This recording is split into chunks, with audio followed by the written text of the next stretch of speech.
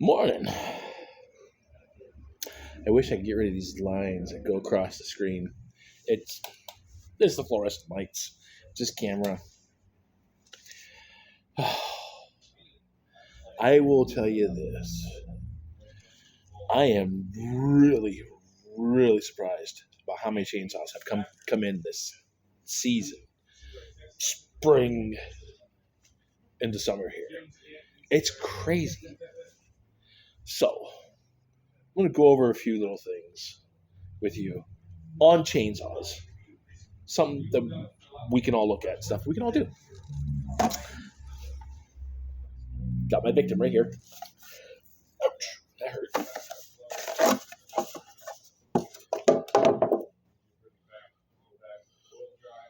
Tried to put it on a chair. Didn't want to go on a chair. Chainsaw. Let's actually do this first. Oh, sit there.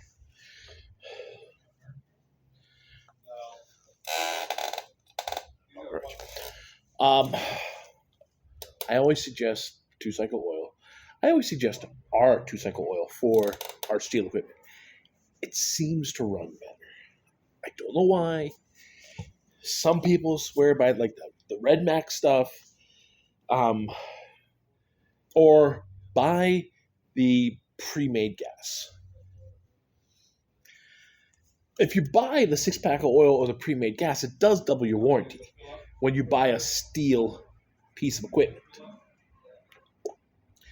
So it gives you a double warranty. For the chainsaws, for less than $20, you get 2 years out of a warranty. That ain't bad. For like the backpack blowers, there's 2-year warranty on it already. You buy a 6-pack of oil, less than $20, the 1 gallons, you get a 4-year warranty. That's kind of Steel's incentive to say, hey, if you buy the oil, the 6-pack of oil or the 1 gallon of gas at the time you purchase their equipment, we'll double your warranty. It ain't bad. All right, so chains. All our chains. If you walk in and you look at like the windowsill, all the chains from there up are all buy one, get one free. Now, here's the thing. We can make them buy one, get one free because we get 100-foot rolls of this stuff and actually make it into the chain. That's awesome.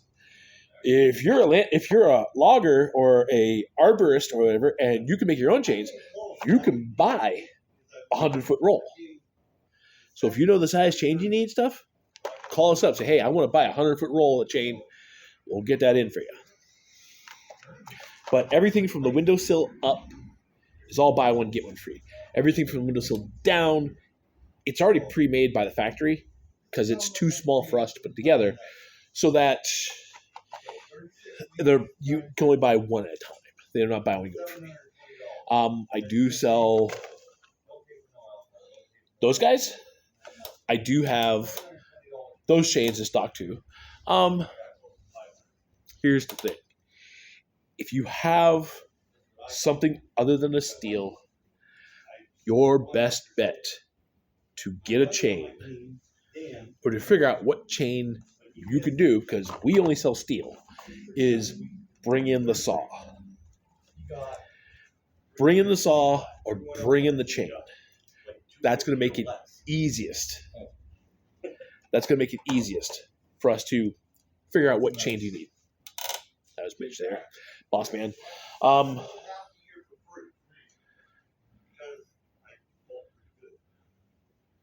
Well, I hope he doesn't think the store is open right now.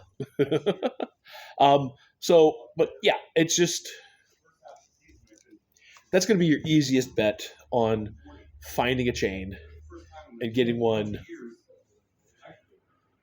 Oh, you take a picture of the sign.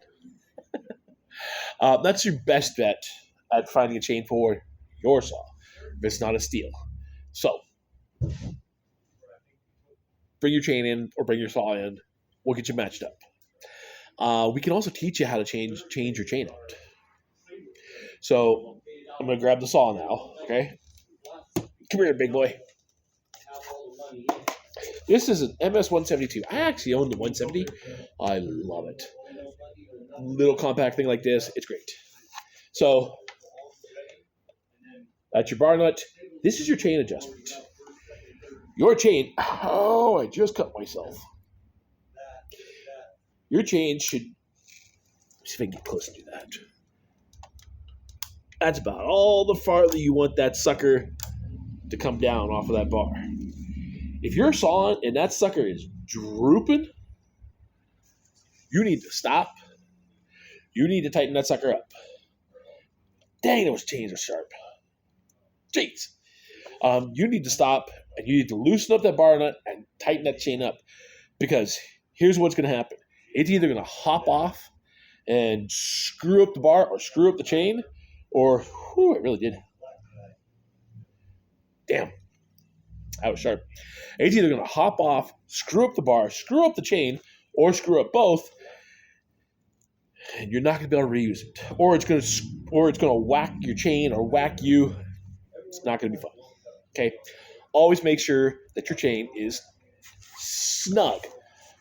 Not tight, but snug. That's about as far as you want to pull on that chain. Okay? I don't know if you can get that in the picture or pause the video. You want to just see the end of the driver on the inside. Damn. That was good one.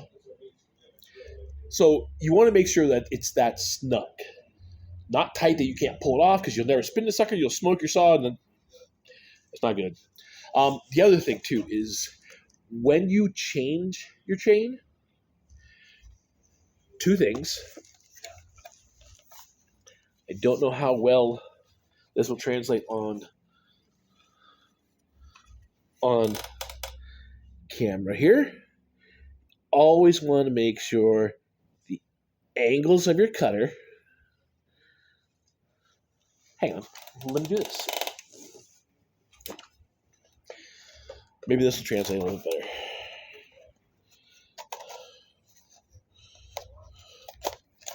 Come here.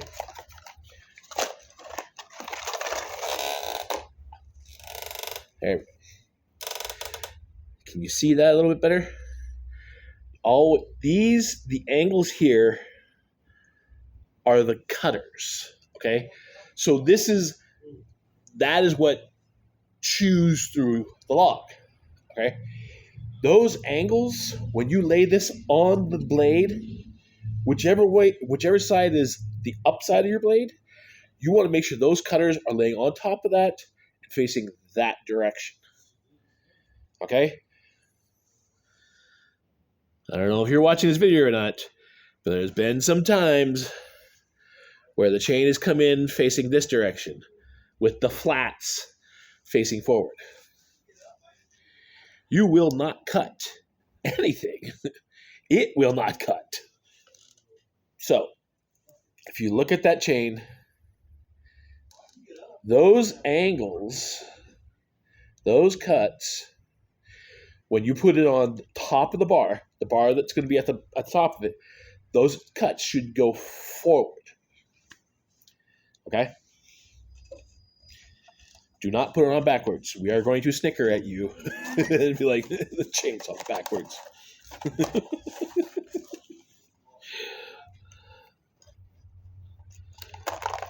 Drop that bad boy in there. This one was just for show, just to kind of tell you this is what it looks like. And you know that we make all our chains because we'll have everything written on them. So, the chain. Make sure that cutter is on, when you lay that cutter on the top of the bar, it's facing forward. Here's the other. See how it's showing like steel sitting up? Every time you change that chain, this bar needs to flip. Okay. We all know that the what would be the word? The science behind when you cut something. You're always putting the log here. Well, this gets the brunt of this metal rubbing against this metal here. Okay? So that wears down the metal on the bar. you will start to notice that the bottom section will start to turn maybe a little discolored. That's just the heat and the friction of these two metals rubbing against each other. Because you don't bring a saw up to a log, you bring a saw down to a log. You let it cut its way through. This will get the brunt, this bottom side of the blade will get the brunt of everything you put at that thing. So this bottom side of the blade will start to kind of curve in. That's when you want to turn the bar over. That's going to be your best bet. Okay, so flip the bar every time you do a chain. Every time you change a chain. Okay, that'll give even wear to both sides. My highest suggestion: ethanol-free gas when you do your mix, please. Make a happy saw for you. Two more things. You will always hear me ask you, what wood are you cutting? It's not a facetious question.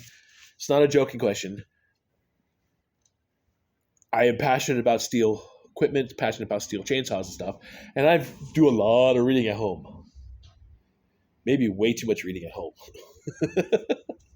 home. Steel has two oils. Technically, they have like 3 or 4 oils. We're only going to cover 2. The orange oil, just regular woodcutter. They have platinum. Okay, regular woodcutter, trimming, cleaning, everything else in the sun. Softwoods, in particular. So you want to do, if you're going to do a general cleanup, this is where you want to go. Okay. Dang, that saw got me. General cleanup. If you're cutting a lot of hardwood, this is what you want to do for hardwood. This is a thicker oil, better sticking agents in it. So, we all have seen those guys, those lumberjacks, when they're cutting through like a big piece of oak or big piece of maple, and that chainsaw is just smoking its way through there and stuff. Well, that's because bar and chain and wood are all heating up at the same time. Why not keep that bar and chain a little bit better lubricated? This will work out better for you in the long run for that chainsaw. So, hardwoods, maples, oaks, certain cherries, depends upon the wood. But hardwood in particular, I always suggest doing the platinum. As I said, better sticking agents will keep the bar and chain lubricated better for you. If you have long periods between usage for that saw, we've all seen that Startron that I am always talking about. That's a great thing to use. So if you make 1 gallon at a time, you would do the 1 bottle of oil, the 2 capsules of Startron, then go get your gallon of gas. Don't get your gallon of gas and put the oil in the Startron in first, afterwards. Your ratio, your mix is not correct. It says on their website, oil first, then fill to a gallon, because that's where the correct ratio is. It says it right on the website.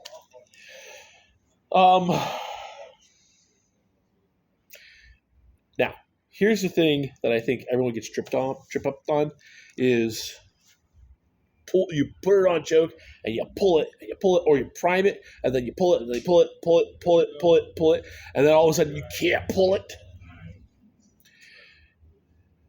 That's because this 172's got a primer on it. The bigger saws do not. You put it on full choke and you go. When you put it on choke and you pull it, you're forcing fuel in. You can flood it. I always go by the rule of 5, okay? Full choke, 3 pulls. Half choke, 2 pulls. 5 pulls. If it doesn't start in that first 5, put it to run and start it. Okay? You do any more than 5 pulls on full choke and half choke, you run the risk of flooding it. You're going to bring it in. We're literally going to take the spark plug out, blow it out, stick a rag over it, blow it out, blows all the fuel out, spark plug back in, pull it, and it runs. Now, if you do flood it, here's a couple things you can do. Take a rag, take out the spark plug gently, because you don't want to rip that boot or rip the cord, rip the wire or anything like that. So take out the spark plug, put a rag over top of that hole, and pull it. Because what that does is that shoots the fluid out of the spark plug hole into the rag. Now, if you're not in a desperate hurry to get things done, you can't just take the spark plug out, just let it sit. It'll evaporate, it'll dry out. Should be good. These 2-cycle engines do not like long periods of sitting. The reason for the fuel oil mix in a 2-cycle engine is not only to make the saw run, but also to lubricate that cylinder. So periodically, don't let it sit idle for long periods. Pull it, start it, run it for about 5-10 minutes, shut it off, put it back away. You're good. I think that's it. We talked about the oil. We talked about 2-cycle oil. We talked about chains. They're buy one, get one free from the windowsill up. So if you come in here, look at the windowsill, that line going right across. Up, that's buy one, get one free. I do have skip tooth. I can make bigger chain.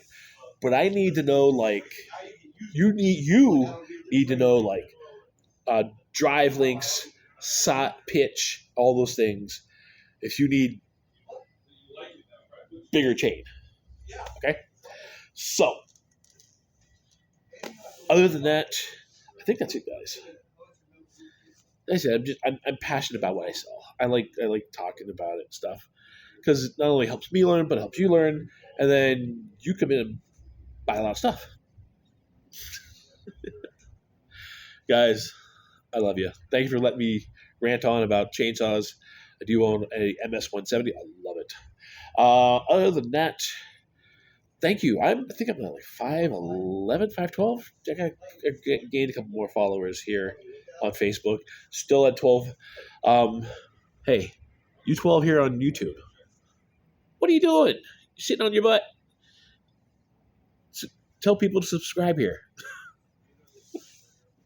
But I love you. I'll see you guys in the next video. Today's not looking too bad. I should have went outside, but you know what? I was going to do this thing on chainsaws just because we've had a lot of chainsaws come in. And it's been crazy. Well, it's been that windy spring. I'm not surprised. Other than that, guys, I love you. And as I've said before, and I'll say it again and again and again and again, let's keep this in the front of our heads. Let's treat each other the way we want to be treated. It's not hard. It makes life a little easier. Oh, one last thing. Whether on this page or on GERLACHS page, in particular GERLACHS page, if you follow me on that page, you're following that page. If you want to follow me, keep up on my videos and stuff like that, because I post to their page too, come over to ERIE MOWER Guy. Throw me a follow, throw me a friend. Help me get up to 1,000 before the end of the summer. Okay? I'll see you guys later. Peace.